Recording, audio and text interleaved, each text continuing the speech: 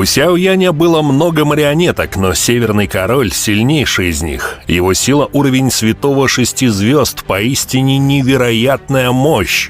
Но как Сяо Янь заполучил такую марионетку? Для этого, естественно, потребовалось тело Северного Короля Драконов. Эта грандиозная битва с Сяо Янем произойдет не очень скоро. Если сказать коротко, то Северный Король Драконов во время гражданской войны древних драконов попытался узурпировать трон Императора Драконов и убить Цзиянь. А после того, как Сяо Янь и Цзиянь убили его, Сяо Янь использовал тело Северного Короля Драконов в качестве своего ядра, соединил его с остатками Юго-Западного Короля Драконов и 3 кристаллами Драконьего Феникса, чтобы создать небесную демоническую марионетку уровня Святого Доушен. Это если коротко. В результате тяжелой битвы Северный Король Драконов тяжело дышал, а его злобный взгляд буравил Сяо Яня. Он никогда бы даже и подумать не мог, что парень сумеет так серьезно его ранить. «Сяо Янь, тебе лучше запомнить, я точно вернусь и отомщу».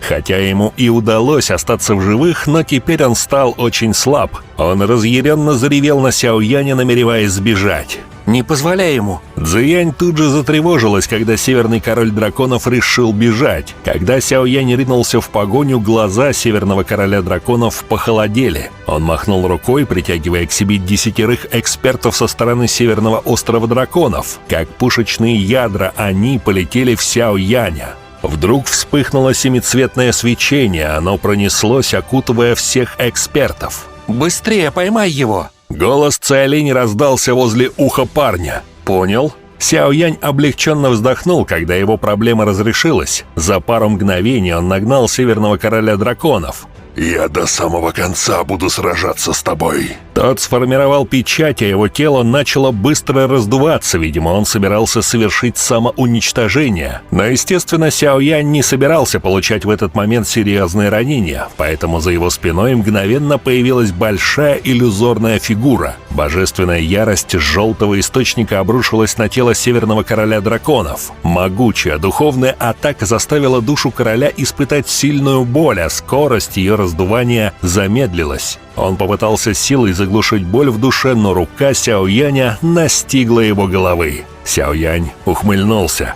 Жаркая сила резко проникла в голову Короля Драконов, превращая внутренности в бесполезную массу. Даже его душа стремительно испарялась под ужасающей температурой нового пламени Сяо Яня, очищающего пламени лотоса. Пока Сяо Янь держал труп перед собой, Цзиянь появилась возле него. Он попросил его тело. Согласно правилам, тела могучих древних драконов по традиции предают огню в гробнице драконов. Цзиянь нахмурилась, а после посмотрела на лицо Сяо Яня. «Но ты помог нашему племени. Естественно, имеешь право запросить награду. Большая часть племени ненавидит этого человека. Если я и вправду оставлю его, то сомневаюсь, что его допустят до гробницы драконов. Если тебе нужно его тело, бери». Сяо Янь улыбнулся и поблагодарил. Он очень хотел создать марионетку с невероятной силой, а тело Северного Короля Драконов будет отличным фундаментом. В будущем она, безусловно, поможет ему, когда дело дойдет до сражений. Чуть позже Сяо Янь занялся этим делом. Перед ним парила сотня объектов, от которых исходил загадочный свет. Каждый из этих объектов понадобится для создания марионетки. Тело такого качества невероятно ценное и редкое, поэтому Сяо Яню без сомнения придется воспользоваться лучшими ингредиентами для создания марионетки. Ранее он прошелся по хранилищам племени драконов, чтобы получить некоторые из них. Перед ним повисло тело намного могущественнее обычных людей. Главный ключевой ингредиент для создания марионетки – тело Северного Короля Драконов. Сейчас глаза трупа были закрыты, но само тело оставалось все еще напряженным. Невозможно было оставить на нем порез после удара кинжалом или даже вмятину. Физическое тело Северного Короля Драконов достигло ужасающего уровня. По крайней мере, Сяо Янь вынужден был признать, что в аспекте физического телосложения он ему не соперник. Древние драконы пустоты благословлены могучим телосложением. Сяо Янь прошелся взглядом по голове Северного Короля Драконов. Затем открыл рот и выплюнул сгусток розового пламени. Следом оно разгорелось и превратилось в форму печи. Затем Сяо Янь махнул рукой и направил тело внутрь пламенной печи. Кожа завибрировала, когда розовое пламя поглотило его тело. Потоки кровавого воздуха все время вытекали наружу и растворялись под влиянием ужасающе высокой температуры. Сяо Янь равнодушно наблюдал за процессом. В прошлом он уже создавал марионетку и, естественно, понимал важность всех шагов. После очистки небесным пламенем тело Северного Короля Драконов станет куда более сильным. Процесс очистки может и казаться легким, но занял целых 10 дней. В течение этого периода времени он не отдыхал, продолжая использовать пламя. Спустя 10 дней изначально сильное тело как будто уменьшилось на 3 слоя. Даже если оно и уменьшилось, но стало сильнее. Сяо Янь спокойно смотрел на тело, которое напоминало черный металл. Может, его и не окружали слои доуци, но оно по-прежнему казалось нерушимым. Кровь в теле сожглась и впиталась во все мышцы и кости. Его тело станет идеальной машиной для убийства. Сяо Янь улыбнулся, рассматривая черное тело, от которого ощущалось давление. Даже он был слегка поражен. Махнув рукой, очищающее пламя лотоса постепенно побледнело. В этот миг, когда пламя полностью пропало, Северный Король Драконов резко открыл глаза. В них зажегся знакомый алый блеск, но комнату сразу наполнил зловещий смех. Как такое возможно? Неужели Северный Король Драконов все еще был жив? Справится ли с ним Сяо Янь? Сяо Янь, спасибо за завершение очищения. Чтобы поблагодарить тебя, я покажу, насколько теперь мое тело ужасно. Вини себя за простое рассеивание моей души. Тело древнего дракона пустоты — наша душа, а душа — это наше тело. Сильное тело, сияющее черным металлическим блеском, зашевелилось. Северный Король Драконов направил свой кулак с намерением убить Сяо Яня. Умерший Северный Король Драконов воскрес. Все дело в том, что Сяо Янь специально сохранил остаточную душу Северного Короля Драконов, чтобы марионетка обладала его прежним боевым сознанием. Черный металлический кулак Северного Короля Драконов пронесся в направлении головы Сяо Яня, напоминая конечность бога смерти.